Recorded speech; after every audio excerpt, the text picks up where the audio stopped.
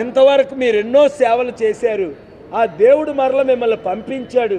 మీరే రావాలి, మీరే రావాలి, మీరే రావాలి. నేను అనుకున్నా వీళ్ళందరూ క్రైస్తవులని. అందులో ఒక్కరు క్రైస్తవులు లేరు. ఆ గ్రామం ఏలూరు ఆనుకొని ఉంది, ఏలూరే. వాళ్ళందరూ వీడియోలో ఉన్నారు. దయచేసి మీడియా వారు, నిన్న ఒక ఛానల్ వారు ఏదో డ్రామాలు చేయబోతున్నారు. ఆ వైఎస్ జగన్ స్పోక్స్ పర్సన్ తీసుకొచ్చి నేను అన్నా, జగన్ తల్లులు, తండ్రులు, తాతలు నా శిష్యులే కదా. పులివెందుల్లో నేను అక్కడ మీటింగ్ పెట్టినప్పుడు కూర్చున్నప్పుడు కిందన పాదాల దగ్గర కూర్చున్నారు కదా. ఒక సమకాలికలుగా చంద్రబాబు నాయుడు గారు, జగన్ గారు రండి డిబేట్ చేద్దామంటే వాళ్ళు దాక్కుంటున్నారు, పారిపోతున్నారు. ఎందుకట? సత్యం లేదు, నీతి లేదు.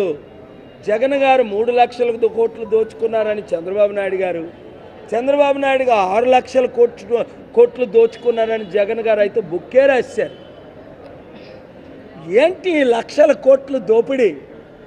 కోట్ల ప్రజలకు తినడానికి తిండి లేదు, కట్టుకోవడానికి బట్ట లేదు, నిరుద్యోగులు ఇంత ఇబ్బందులు పడుతుంటే మీ మనసులు ఎలాగొప్పుకుంటున్నాయి? పెద్ద పెద్ద ఇల్లులు కట్టుకున్నాడు జగన్. ఇప్పుడు నేను ప్రపంచంలో ఎక్కడైనా ఒక బెడ్రూమ్ ఇల్లు ఉందా? నాకు లేదు. ₹1,00,000 ఆస్తుందా? లేదు. ఒక సొంత సైకిల్ కానీ, మోటార్ సైకిల్ కానీ, కారు కానీ ఉందా?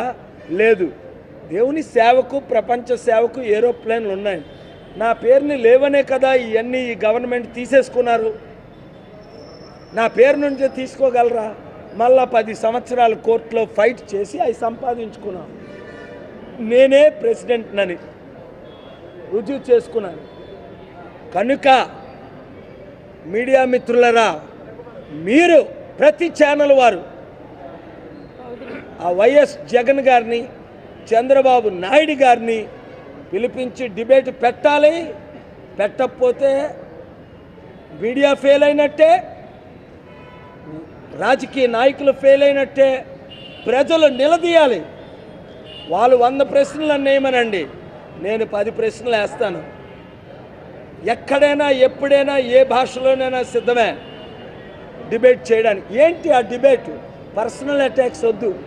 జగన్ గారు పవన్ అంటాడు ఆయన నిత్య పెళ్లి కొడుకని. పవన్ గారు జగన్ అంటాడు ఆయన నెంబర్ 1 దోపిడీదారుడు, ఎన్ని గర్ల్ ఫ్రెండ్స్ ఉన్నారని. వద్దు. మీ గర్ల్ ఫ్రెండ్స్లు, మీ నిత్య పెళ్లి కొడుకులు పక్కన పెట్టేయండి. రాష్ట్రంలో ఉన్న 6 కోట్ల ప్రజలకు మీరేం చేస్తారు, ఎలా చేస్తారు? నేనేం చేశాను, ఏమి చేస్తాను, ఎలా చేస్తాను? 7 కోట్లలో 1% అక్టోబర్ 2ని తీసుకొచ్చి 7 లక్షల కోట్లు తెచ్చి చూపిస్తా. ఇప్పుడు వరకు తెచ్చాను, ఇప్పుడు తేగలను, ఇచ్చాను, ఇవ్వగలను, చేశాను, చేయగలను. దాని కొరకైనా మీరు ఎమ్మెల్యేలుగా నిలబడకుండా జగన్ గారు, పవన్ గారు కొంచెం రెస్ట్ తీసుకోవచ్చు కదా. నాకు ఒక 5 సంవత్సరాలు మీరు కూడా ఏకగ్రీవంగా నన్ను ఎన్నుకుంటే ఎంత అద్భుతంగా ఉంటుంది. మీ హృదయాన్నే ప్రజాశాంతికి స్థానం ఇచ్చి ఆ ప్రజాశాంతి పార్టీని గెలిపించండి. ఒక్క సీటైనా గెలుస్తారా? రమ్మనండి. ఈ ఈస్ట్ గోదావరి రాజమండ్రిలో చంద్రబాబు నాయుడు గారిని, జగన్ని, పవన్ కళ్యాణ్ని నిలబడండి.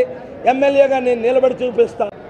ప్రెసిడెంట్, ఆర్ఎస్ఎస్ ప్రెసిడెంట్కి, వైస్ ప్రెసిడెంట్కి జగన్ ఎమ్మెల్యేలు, ఎంపీలు సపోర్ట్ చేయలేదా?